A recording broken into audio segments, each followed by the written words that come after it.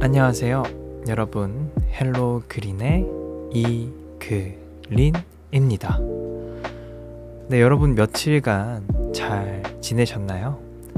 5월의 일주일간 여러분들의 곁에 어떤 일들이 일어났는지 궁금합니다. 네, 어떤 분들이 저의 이야기를 듣고 계시고 또 공감해 주시는지 댓글로 소통할 수 있다면 너무너무 좋을 것 같습니다.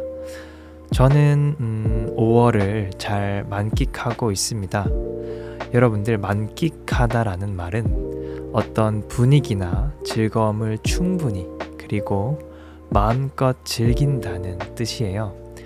예를 들어서 봄 날씨를 만끽하다, 여행을 만끽하다, 또 휴일을 만끽하다처럼 사용할 수 있는데요.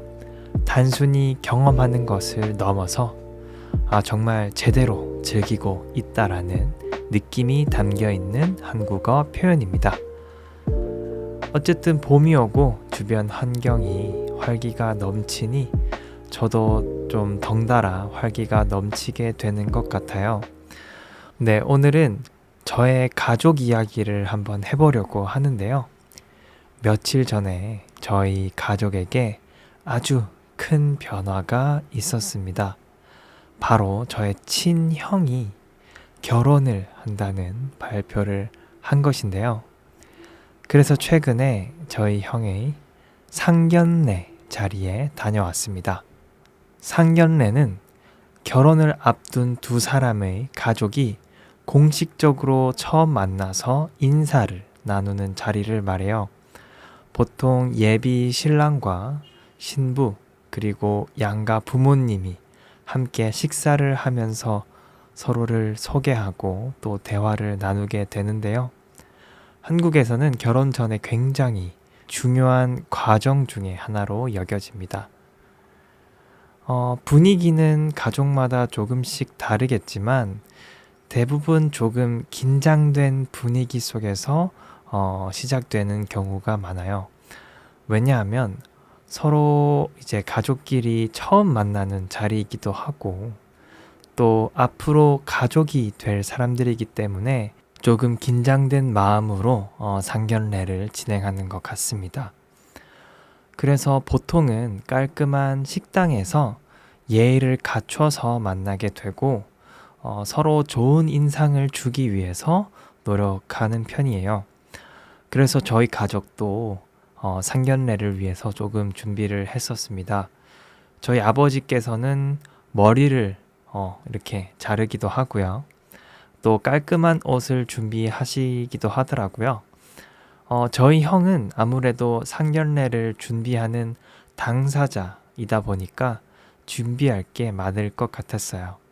식당도 예약해야 했고 곧 아내가 될 여자친구의 가족들을 위한 또 선물도 준비를 하더라고요.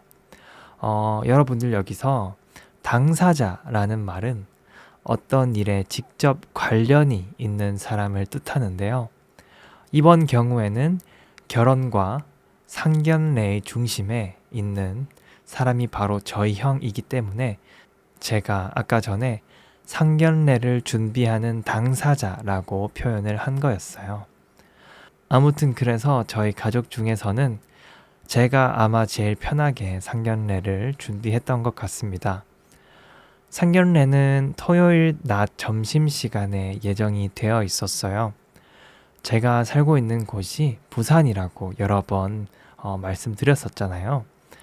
부산의 해운대라는 바닷가 근처에 바다가 보이는 한정식 집에서 상견례를 진행을 했는데 미리 저희 형과 형수님께서 식당을 예약을 하셔서 오후 1시쯤에 다 같이 거기서 만나기로 되어 있었어요. 저는 그날에 오전 일정이 있어서 가족들과는 식당에서 따로 만나기로 하고 1시보다 이전에 아침에 집을 나왔었습니다. 볼일을 다 보고 거의 1시가 다 됐을 때 식당에 도착을 했는데 마침 저희 아버지께서 주차를 하고 계시더라고요. 그래서 주차장에서 저희 아버지랑 형을 만나서 식당으로 함께 향했습니다. 형수님의 가족들도 다 같이 식당 앞에서 우연히 만났는데 그 순간이 너무너무 어색했어요. 아무래도 서로 완전히 처음 보는 사이였고 또 앞으로 가족이 될 사람들이라는 어떤 특별한 분위기가 있다 보니까 다들 약간 긴장한 느낌이 있었어요. 그래서 처음에는 다들 웃으면서 인사를 하긴 했지만 조금 조심스럽고 딱딱한 분위기가 있었던 것 같아요. 식당에 들어가서 어색한 분위기를 처음 깨주신 건 형수님의 아버님이셨어요. 그러니까 저희 형의 여자친구의 아버님께서 또 농담도 하시고 이렇게 분위기를 편하게 만들어 주시더라고요. 그리고 저희 형에 대한 칭찬도 좀 하시면서 분위기를 이끌어 주셨던 것 같아요. 그 이후에는 저희 아버지께서도 얘기를 좀 많이 하셨고, 네, 정말 많은 얘기를 나눴던 것 같습니다. 상견례가 분위기도 너무 좋고 했는데, 제 입장에서 조금 아쉬운 점이 있었다면, 제가 해산물을 잘 먹지 못하는 것이 좀 아쉬운 부분이었는데요. 아까 전에 제가 바닷가 근처에 한정식 집에서 만났다고 얘기를 드렸잖아요. 바닷가 근처의 식당이라서 그런지 해산물 음식이 계속해서 나오더라고요. 저는 원래 해산물을 별로 좋아하지 않아가지고 잘 먹지 않는 편인데 처음 만나는 형수님의 가족분들 앞에서 저는 해산물을 잘 못 먹어요 라고 차마 얘기할 수가 없더라고요. 네. 그리고 형수님의 아버님께서 저와 가까운 곳에 앉아 계셨었는데 저한테 이것저것 먹어보라고 음식을 건네주시더라고요. 너무너무 감사해서 주는 대로 먹긴 했지만 그 중에서 해산물이 좀 많이 있어가지고 좀 힘든, 네, 저에게는 꽤나 힘든 일이었습니다. 그래서 좀 쉽지가 않았던 것 같아요. 그래도 다행히 해산물뿐만이 아니라 다른 음식들도 다양하게 나오는 식당이어서 저는 최대한 해산물을 먹는 척 다른 음식을 먹으면서 좀 점심을 즐겼던 것 같습니다. 한국에서는 이렇게 저처럼 별로 좋아하는 음식을 먹지 않는 것을 편식이라는 단어로 이야기를 하거든요. 예를 들어서 나는 편식하는 음식이 있어. 아니면 우리 아이가 편식하는 버릇을 고치고 싶어. 이런 식으로 일상 속에서 편식이라는 단어를 정말 많이 사용을 합니다. 그리고 또 편식과 비슷하게 한국어에 또 재미있는 관용 표현이 있는데요.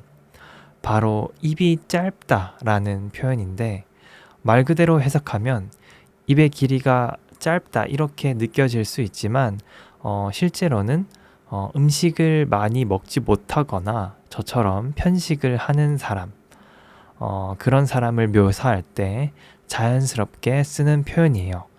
예를 들어서 내 동생은 입이 짧아서 해산물을 안 먹어 이런 식으로 쓸 수 있을 것 같아요.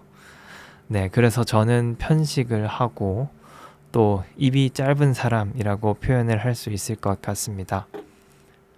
아무튼 그런 식으로 음식도 먹고 대화도 나누면서 한 1시간에서 2시간 정도 가족들끼리 많은 이야기를 했습니다. 질문을 하기도 하고 또 농담도 주고받으면서 얘기를 하다 보니까 처음에 어색한 분위기가 많이 없어지더라고요. 그리고 좀 이제 가족이 될 사람들이라는 그런 느낌, 애틋한 감정이 느껴지기도 했고요.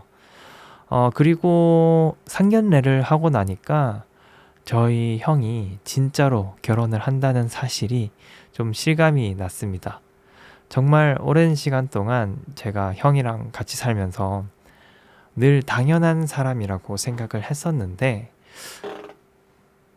이제 결혼을 하면 집을 나갈 거고 또 그런 생각을 하다 보니까 조금 아쉬운 마음도 들고 좀 형의 결혼이 실감이 났던 날이었습니다. 저희 형의 결혼식은 10월 달에 진행이 될 건데 10월 전에 먼저 집을 나가서 형수님과 살 거라고 얘기를 하더라고요. 그래서 아마 형이 나가는 날에는 조금 더 아쉬운 마음이 들 것 같기도 해요. 네, 어릴 때는 뭐 형이랑 같이 방을 쓰고 또 생활하는 거가 저한테는 되게 큰 스트레스 중에 하나였는데 또 막상 나간다고 하니까 또 아쉬운 마음이 드는 건 어쩔 수 없나 봅니다. 네, 그렇게 상견례가 끝나고 형수님께서 아버지를 위한 술이랑 또 이것저것 선물로 챙겨 주시더라고요. 그래서 되게 감사한 마음이 들었고 저희 형도 형수님 아버님 그리고 어머님한테 선물을 챙겨 주는 걸 보니 이제 진짜 뭔가 가족이 됐다는 그런 느낌이 실감이 나기도 했습니다. 그래서 이제 상견례가 끝나고 저랑 아버지는 차를 타고 집으로 왔고요. 저희 형은 또 형수님의 집에 가서 또 이야기를 더 많이 나눴다고 하더라고요. 그렇게 저의 인생의 첫 상견례가 그렇게 이루어졌습니다. 형이 집을 나가는 10월 전까지 아직 조금 시간이 남았는데 그 사이 동안 형과 가족들과 더 많은 추억을 쌓아야겠다고 생각이 좀 들었습니다. 네, 저의 가족 이야기, 구체적으로는 상견례 이야기는 여기까지고요. 혹시 뭐 저의 가족 이야기 어떻게 들으셨나요? 여러분들도 형제나 자매 혹은 가까운 친구가 결혼이나 아니면 뭐 곁을 떠나서 저처럼 아쉬운 마음이 들었던 적이 있으시겠죠? 네, 그런 이야기들을 또 댓글로 들려주시면 정말 감사할 것 같습니다. 네, 댓글로 하나하나 읽어보면서 소통할 수 있을 것 같아요. 아무튼 오늘도 저의 평범한 일상 이야기를 잠시나마 이렇게 떠들어 봤고요. 저의 이야기에 귀 기울여 주셔서 정말 감사합니다. 네, 지금까지 저는 헬로 그린의 이그린이었고요.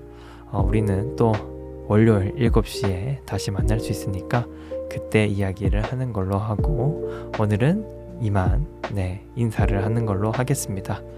여러분들 그럼 한 주 동안 잘 지내시고요. 행복한 또 일주일 보내시길 바라겠습니다. 그럼 안녕.